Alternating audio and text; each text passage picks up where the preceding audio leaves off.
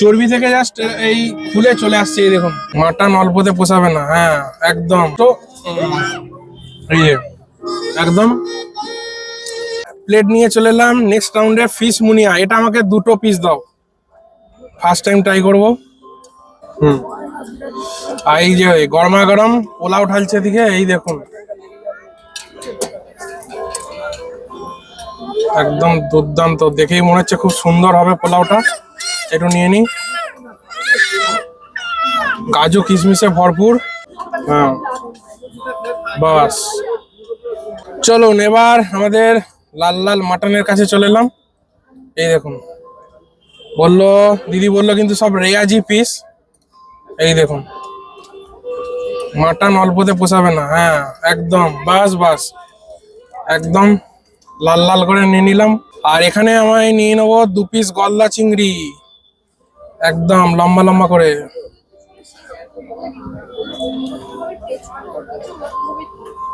ব্যাস, যাই হোক, আমার ভয় লাগছিল যে উইঞ্চিটারে পড়ে যাবে কিনা। চলুন, মোটামুটি এইগুলোই আছে। পুরো মাছ মাংস মাটন ভর্তি। ফার্স্ট রাউন্ড একটু মিক্সড আপ ছিল, সুন্দর লেগেছে। এইবারই কিন্তু আমার পছন্দের মেন মেন আইটেমগুলো চলে এসছে। এই দেখুন, ফিশ মুনিয়া অরিজিনাল ভেটকি, খেয়ে দেখি।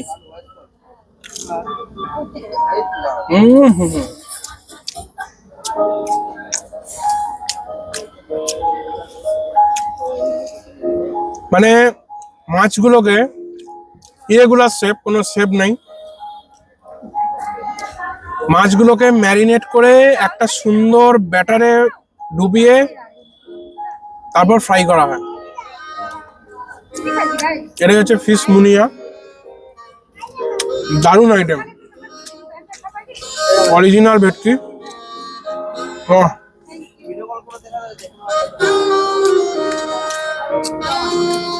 এর সাথে একটু কাসুন্দি হয়ে গেলে কিন্তু আরো জমে যেত। এটা মাটনের তেল, এটা মাছের তেল না। এই দেখুন, ও হো হো, দুর্দান্ত। উপর থেকে গোলমরিচের একটা সুন্দর ফ্লেভার, দারুণ লাগলো বস। এটা প্রথমবার ট্রাই করলাম। যেরকম গন্ধরাজ চিকেন হয় সেম টাইপের, একটু আদার ফ্লেভার, একটু রসুনের ফ্লেভার, একটু গোলমরিচের ফ্লেভার, দুর্দান্ত লাগলো। আমাদের হচ্ছে প্রতিটা বাড়ি বলি, একই কথা বলবো না বারবার, প্রতি ভিডিওতে একই রকম কথা হয়ে যাবে, না হলে। এই কাটিটা, এরকম জুসটা দেখুন, আর এটা 2 হাত ছাড়া হয় না। এই যে গলদা চিংড়ির মালাই কারি, এই যে ও হো হো, ও হো হো হো, এই দেখুন, ভেতর থেকে ছাড়ানোটাই কষ্ট। এই যে একদম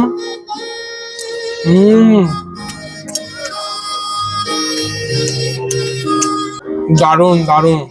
এরা মাথার পোর্শন,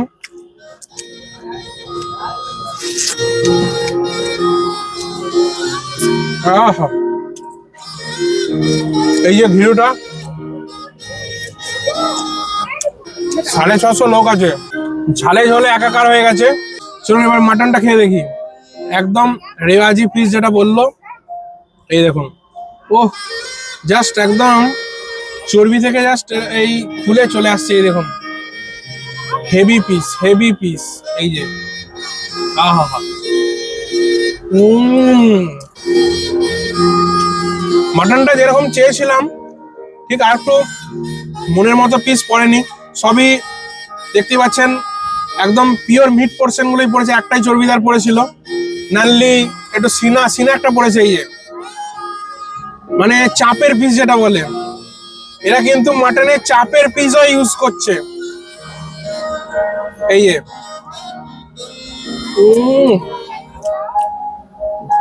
মাটনটা আলাদাই লেভেলে বানিয়েছে, মানে পিওর মাটন কষা যেরকম একটা থাকে তার থেকে এটা আরো সুন্দর, বেটার। খুব সুন্দর সেদ্ধ হয়েছে, কিন্তু মাটন একদম গলে যাচ্ছে। এরকম এই যে জাস্ট একটা করে আঙুল দেবো, একবার ছেড়ে চলে আসবে।